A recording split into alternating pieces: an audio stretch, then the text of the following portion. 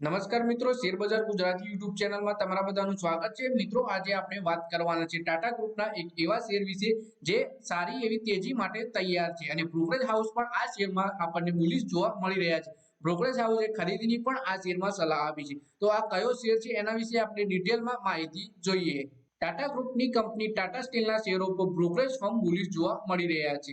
આ શેર તેની 52 સપ્તાહની હાઈને સ્પર્શ કરવાથી થોડો જ દૂર છે। ગયા શુક્રવારે કંપનીના શેરોમાં 1.87% એટલે લગભગ 2% જેટલી તેજી જોવા મળી અને શેર 133 રૂપિયા અને 45 રૂપિયાના ભાવ પર બંધ થયો હતો। આ તેજીની સાથે જ કંપનીની માર્કેટ કેપ વધીને 1,64,168.27 કરોડ રૂપિયા થઈ છે। બ્રોકરેજ ફર્મ યસ સિક્યોરિટીઝે પહેલા જ ટાટાના શેરોને ADD ની રેટિંગ આપેલી છે। બ્રોકરેજ હાઉસની સલાહ શું છે આ શેર વિશે વાત કરીએ તો બ્રોકરેજ ફર્મ યસ સિક્યોરિટીઝનું માનવું છે યુરોપીય કારોબારમાં ફેરફાર અને ઘરેલું મોરચા પર બજાર હિસ્સેદારી મજબૂત હોવાના કારણે ટાટા સ્ટીલમાં 15% તેજીની શક્યતા બની રહી છે। આ સિક્યોરિટીઝે તેના રિસર્ચ નોટમાં કહ્યું કે ઇન્ડિયન સ્ટીલ સેક્ટર પૂરા વર્ષ 2023માં સતત વધી રહ્યું છે અને આવનારા વર્ષોમાં પણ આ રીતે વૃદ્ધિની આશા છે। ટાટા સ્ટીલ ઇન્ડિયન સ્ટીલ માંગમાં આગામી ગ્રોથ હાંસિલ કરવામાં મહત્વની ભૂમિકા નિભાવવા માટે તૈયાર છે। બ્રોકરેજે આગળ કહ્યું કે કંપનીમાં કેપિટલ એક્સપેન્ડિચરની સાયકલને સમય પર કરવા અને દેવાને કંપનીના ગ્રોથ પ્લાનમાં અવરોધ ન બનવા દેવાની ક્ષમતા છે। તેના કારણે તેની નાણાકીય પરફોર્મન્સ મજબૂત રહી છે। કાચા માલની કિંમતોમાં પણ ઘટાડાના કોઈ સંકેત દેખાઈ રહ્યા નથી। કંપનીની બેકવર્ડ ઇન્ટિગ્રેટેડ પર નિર્ભરતા નિશ્ચિત રૂપથી ઉપયોગી બનેલી છે। યુકે બિઝનેસ પર બ્રોકરેજ હાઉસે શું સલાહ આપી છે એના વિશે વાત કરીએ તો બ્રોકરેજ રિપોર્ટમાં કહ્યું કે 2007માં અધિગ્રહણ બાદથી ટાટા સ્ટીલ યુરોપમાં કારોબારની કંપની નાણાકીય સ્થિતિ પર ભાર મૂકી રહી છે।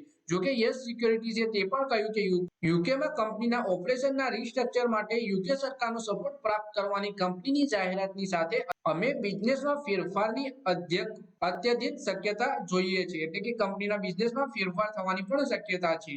કંપનીની વર્તમાન 3 MTPA એની BF-BOF સ્ટીલ બનાવવાની ક્ષમતા છે જેને 3 MTPA EAF પ્લાન્ટ દ્વારા રિપ્લેસ કરવામાં આવશે। આ વચ્ચે કંપનીને બજારથી સ્ટીલ સબસ્ટ્રેટ પ્રાપ્ત કરવાની જરૂર પડશે। જો કે યુકે બજારને પૂરું પાડવા માટે તે પોતાની ડાઉનસ્ટ્રીમ ક્ષમતાઓનો ઉપયોગ ચાલુ રાખશે।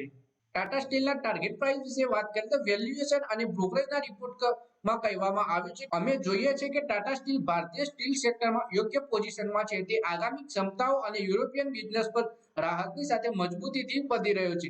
અમે FY26 ના અંદાજો ઉપર કામ કરીએ છીએ અને શેર પર ADD રેટિંગ કાયમી રાખી છે। બ્રોકરેજે તેના ટાર્ગેટ પ્રાઇસને બદલીને 153 રૂપિયા કરી દીધો છે।